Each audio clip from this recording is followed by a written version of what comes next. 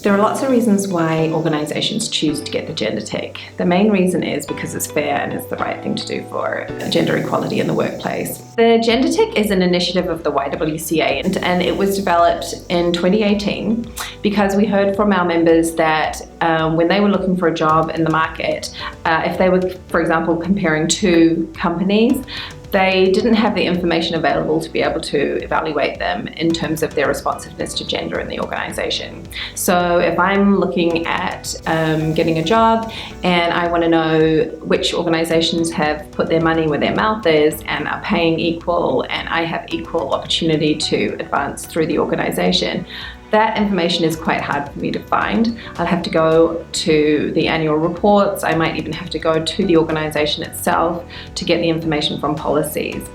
So the tick means that we've done that work for the market and we've evaluated the organisation and found that they met a certain standard. And that means that it makes the information visible to those looking for jobs and to the market, and it means that people can make an informed choice. It also means that those organisations who are actually doing really well and who have committed to being fair and equal in the workplace get the benefit from it because it's visible and it's seen. And we know that if you display the logo on your job advertisements, you're more likely to get a higher number of women applicants. So there are 5 buckets of criteria that we look at when we're evaluating an organisation for the GenderTick. They are equal pay, leadership representation, gender inclusive culture, safe workplace, and flexible work and leave.